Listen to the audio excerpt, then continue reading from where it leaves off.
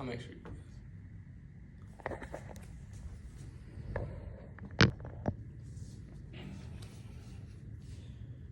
Good afternoon, everybody. Today I want to talk to you about a subject that has left a deep mark on history, medicine, law, and even society: cocaine. From its sacred roots in South American cultures to its modern reputation as a powerful and dangerous drug, cocaine's story is one of transformation, of how human innovation, colonization, and profit have reshaped a natural substance into a global issue. Cocaine comes from the leaves of the coca plant, native to the Andes Mountain in South America. For thousands of years, indigenous people, particularly the Inca, chewed coca leaves to relieve fatigue, hunger, and altitude sickness. To them, coca was sacred, a gift from the gods. It played a major role in religious rituals, medicine, and everyday life.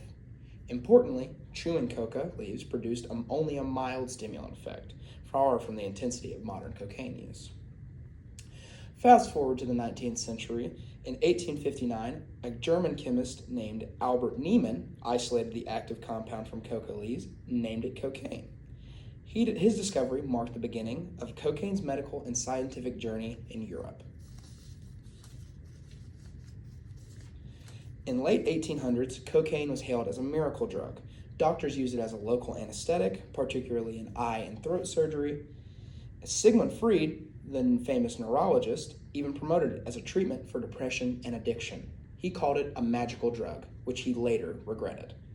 Around the same time, cocaine made its way into popular products, perhaps most famously, the original recipe for Coca-Cola, invented in 1886, including coca leaf extract. Yes, early Coca-Cola contained small amounts of cocaine, though the drug was removed by the early 1900s. As cocaine use spread, so did its dark side. By the early 20th century, doctors and governments began to recognize its addictive potential and dangerous side effects. Reports of overdoses, psychosis, and dependency became more common. In response, governments began cracking down. In the United States, the Harrison Narcotics Tact of 1914 severely restricted cocaine use and distribution, effectively criminalizing the drug. Over the next few decades, cocaine faded from public view, replaced by other drugs like heroin and later prescription opioids. But cocaine was far from gone.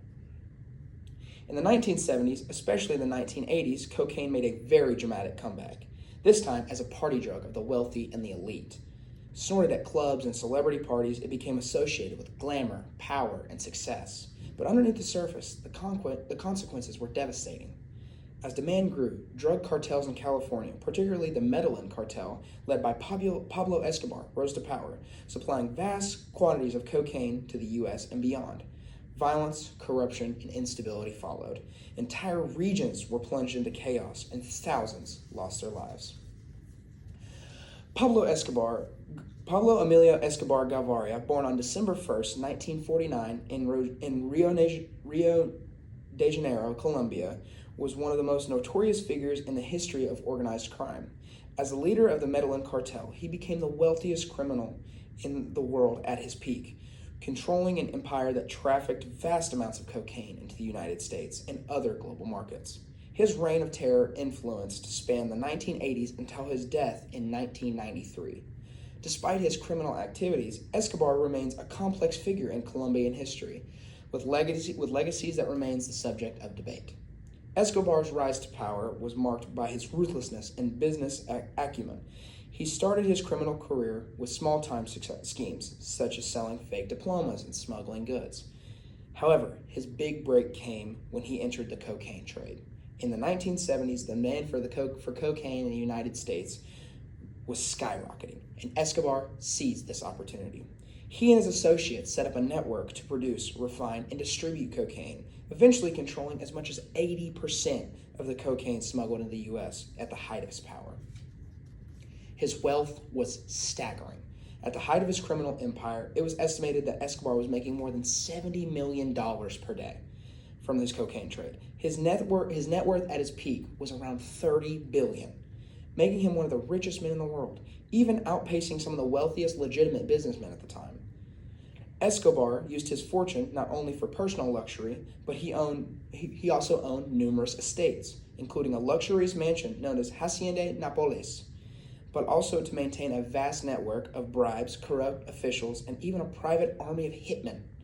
Escobar's influence extended far beyond the drug trade. He used his wealth to buy political power and cultivate a cult of personality, positioning himself as a Robin Hood-like figure to the poor. He built housing and infrastructure for the undeserved in Colombia, earning loyalty and affection from many of the country's marginalized populations.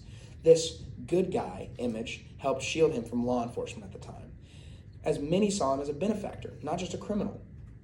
However, Escobar's methods for maintaining control were violent and merciless. His cartel was responsible for countless murders, bombings, and other acts of terror aimed at eliminating rivals, intimidating officials, and asserting dominance over the drug trade.